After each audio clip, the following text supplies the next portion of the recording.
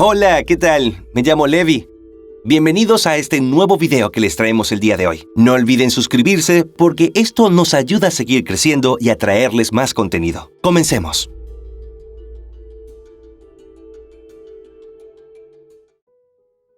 La historia de Víctor GT. Víctor GT nació en el año 1995 en Sant Cugat, un municipio situado en la provincia de Barcelona, en España. Muy poco se sabe de la infancia de Víctor y sus vínculos familiares. Sin embargo, personas que lo conocieron durante su adolescencia, en la secundaria y la universidad, lo describieron como una persona muy inteligente, reservada y a quien le gustaba mucho debatir y profundizar en temas filosóficos. Pero años después, en un intento por retomar el contacto con sus compañeras de la secundaria, Víctor les envió mensajes y a menudo las conversaciones se volvieron extrañas, y ellas acabaron bloqueándolo o simplemente no le respondieron más.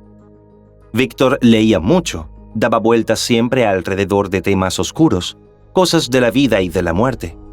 Había iniciado sus estudios de filosofía, pero aunque el tema parecía fascinarle, no continuó, y en el año 2017 ingresó a la Facultad de Arquitectura en la Universidad Politécnica de Cataluña, donde tampoco se graduó. Allí se dejó ver como un chico muy tímido, pero muy interesado en la materia teórica y filosófica. Estaba normalmente callado y acostumbraba a estar solo.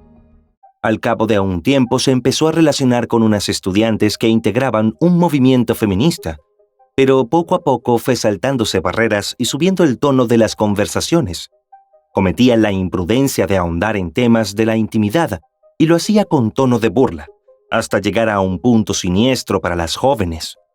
Ellas empezaron a ignorarlo, pero Víctor comenzó a responderse y tener conversaciones consigo mismo. Las chicas decidieron hablar con él para cortar de raíz la situación, pero él no lo entendió, y ellas decidieron ignorarlo por completo hasta que Víctor se retiró de la universidad. Pero Víctor no se quedó tranquilo. Al poco tiempo empezó a contactar y a perseguir mujeres, la mayoría de las cuales trabajaban en el sector cultural y artístico. Él iba presencialmente a sus conciertos, funciones o lugares de trabajo y se acercaba cada vez más a ellas hasta establecer una conversación. Además, establecía contacto a través de las redes sociales, un espacio que utilizó para insistir regularmente y ampliar su acoso. Estas escenas se repitieron en los años 2018 y 2019, cuando Víctor persiguió a un artista irrumpiendo incluso en la casa donde vivía con su novio. A pesar de que la afectada hizo una denuncia en la policía, esta no quedó en nada porque los mismos oficiales le dijeron que no serviría para algo. Un año después, Víctor se presentó nuevamente en la casa de la mujer, oculto tras una máscara, diciendo que no se marcharía hasta hablar con ella, pues, según él, ella era quien lo asediaba. La pareja de la mujer logró que Víctor se retirara, y ella, al día siguiente, se presentó en la policía para denunciarlo. Para su sorpresa, él ya había estado allí y mostró una foto suya, diciendo que era su novia y que habían tenido un problema. Fueron a un juicio rápido, pero después no se supo nada más sobre la denuncia. En julio de 2019, Víctor empezó a acechar a una reconocida artista internacional y escritora española llamada Paula Bonet.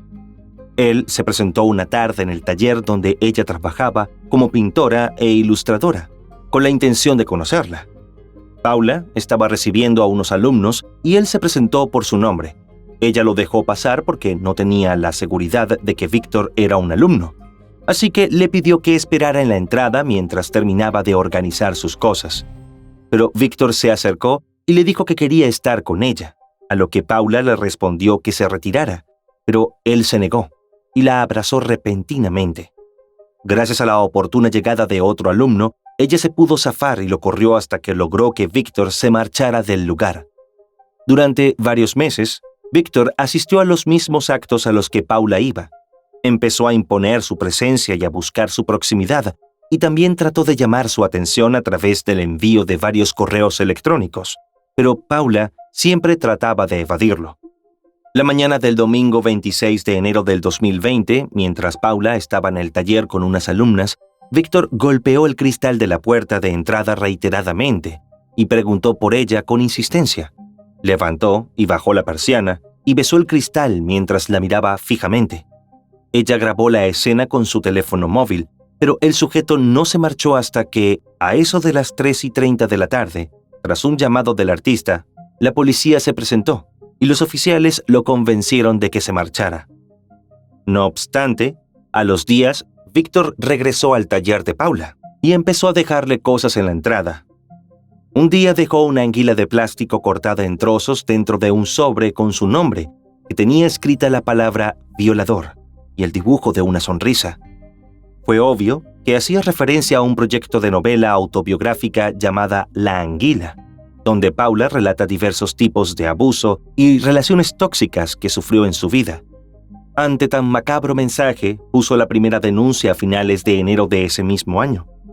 Con la llegada de la pandemia de COVID-19, el acoso físico acabó, pero continuó a través de las redes sociales, donde publicaba mensajes de contenido perturbador, revelando su obsesión y su pretensión de mantener algún tipo de relación con ella. Durante el confinamiento y el consecuente decreto de estado de alarma, se suspendió el curso natural de la denuncia que Paula había hecho. Víctor aprovechó esto para seguir enviando correos intimidatorios y fuertes amenazas a través de Twitter, donde dijo que la violaría, la estrangularía y descuartizaría si se encontraba con ella. Una vez terminado el confinamiento, Víctor volvió a acercarse al taller de Paula dejándole poemas y flores y el claro mensaje de que seguía controlando sus movimientos. Esto motivó a Paula a que el 3 de septiembre del 2020 ampliara su denuncia para poner en conocimiento a las autoridades de estos nuevos hechos. Así fue como el 30 de septiembre del mismo año, un juzgado de Barcelona dictó medidas cautelares de alejamiento y le prohibió a Víctor comunicación con la artista. Mientras tanto, Paula inició un tratamiento psicológico y se vio obligada a cancelar algunos eventos públicos. Cambió la dirección de su taller y su rutina. También vendió el departamento donde vivía y se mudó con su pareja fuera de Barcelona. Sin embargo, Víctor siguió comunicándose con ella a través de las redes sociales, en las que le decía que quería asistir a sus talleres o continuaba compartiendo mensajes humillantes contra ella. Víctor era muy impredecible. La situación empeoró y finalmente Víctor fue encarcelado el 23 de diciembre del año 2020 por incumplir reiteradamente las órdenes de alejamiento. Pero el alivio para Paula fue muy breve, pues el 26 de febrero de 2021 lo dejaron en libertad. A pesar de haber pasado unas semanas en prisión, el acoso continuó y Víctor consiguió la nueva dirección del local de Paula. El 6 de septiembre de 2021, interrumpió 6 veces en un solo día en una clase en su taller con un ramo de flores. Ella tuvo que pasar la noche allí porque tenía miedo de salir y algunas alumnas se quedaron también para recuperar el tiempo que habían perdido por las interrupciones. Pero alrededor de la 1 de la madrugada, Víctor apareció agarrado a la reja de la ventana que da a la calle y trató de meter su cabeza mientras gritaba, por lo que Paula tuvo que llamar a la policía. Paula insistió ante la justicia y, debido a que Víctor quebrantó la orden de alejamiento, el juzgado ordenó nuevamente su ingreso en prisión el 5 de octubre de 2021. En noviembre de ese año, Paula pudo reabrir su taller bajo el nombre La Madriguera, en Barcelona, con cerca de 400 personas que la apoyaron. El evento fue un fuerte gesto de confianza de que no volvería a encontrarse con Víctor, su acosador, tras avanzar en el proceso judicial. Sin embargo, el 15 de junio del año 2022, Víctor salió de prisión, a tan solo pocos días del inicio del juicio donde se le acusaba de amenazas, acoso y quebrantamiento de medidas cautelares. Ante esto, al siguiente día, Paula anunció su retiro de la vida pública indefinidamente y suspendió una presentación de su libro para preservar su seguridad. El juicio inició el 1 de julio de 2022, en el juzgado número 10 de lo penal de Barcelona. El proceso se llevó a cabo a puerta cerrada a petición de Paula, quien además solicitó declarar detrás de una mampara para que Víctor no pudiera intimidarla y así evitar el contacto visual. La acusación, representada por la abogada Carla Vall, pidió 4 años de cárcel por acoso y amenazas. La Fiscalía, por su parte, hizo una petición de 3 años de cárcel por coacciones y amenazas, mientras que la defensa, representada por el letrado Sergi Mercé, pidió la absolución.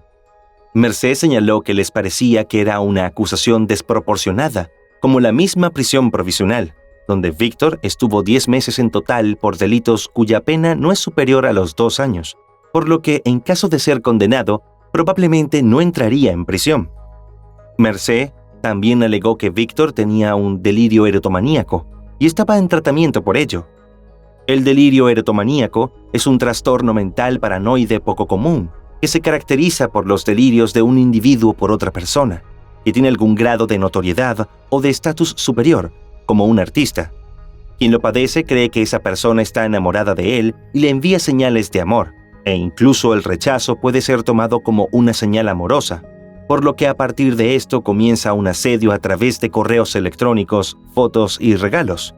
Además, suele frecuentar los mismos lugares y se anotan las mismas actividades con tal de ver a la supuesta persona amada. Es decir, Víctor estaba convencido de que Paula se sentía atraída hacia él. Al día siguiente, el 2 de julio, tras conocerse la noticia por los medios de comunicación, surgieron otras víctimas de Víctor que se pusieron en contacto con la abogada de Paula. Las mujeres contaron haber sufrido también episodios de acoso por parte de él. 2 de ellas dieron su testimonio en las redes sociales y otra persona que se mantuvo bajo reserva llegó a decir en un medio de comunicación que Víctor había sufrido a finales del año 2015 un hecho dramático que lo afectó muchísimo. Se trataría de algún asunto con una chica llamada Blanca que, aparentemente, fue muy importante para él, poco antes de que empezara a obsesionarse con mujeres vinculadas al mundo del arte y el feminismo. Así pues, el 25 de julio de 2022, el juzgado de Barcelona condenó a Víctor por los delitos de amenazas, acoso y quebrantamiento de la medida cautelar que le prohibía acercarse a Paula, pero le aplicó la atenuante de trastorno mental. Víctor debía cumplir como máximo 3 años y 3 meses internado en un centro psiquiátrico y no tendría que ingresar en prisión. También le impusieron 1 año de libertad vigilada con la obligación de someterse a tratamiento externo en un centro adecuado por el trastorno que padece.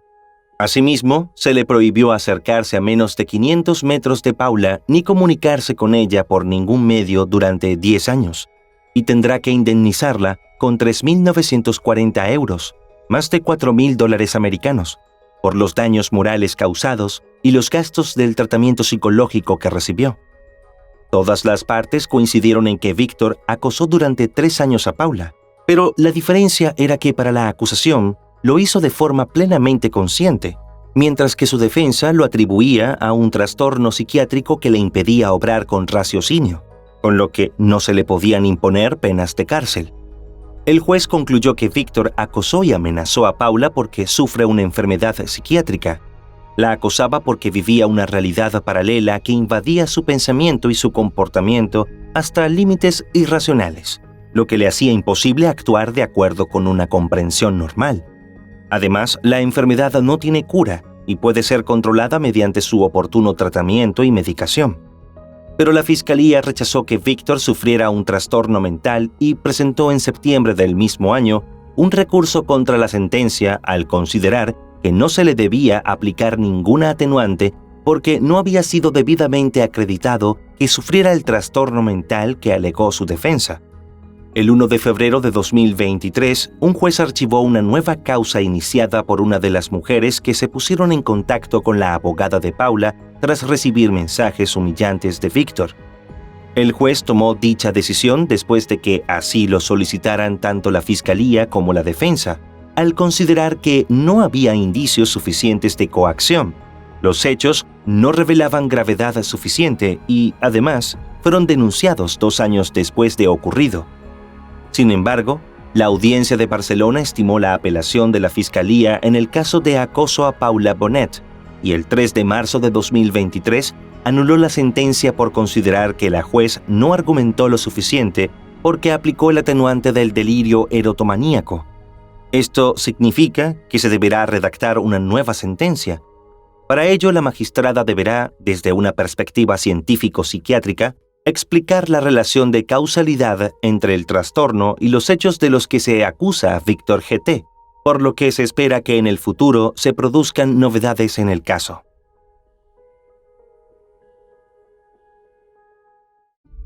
Y bien, querida audiencia, este fue el caso del día de hoy. No olviden suscribirse para seguir apoyando al canal.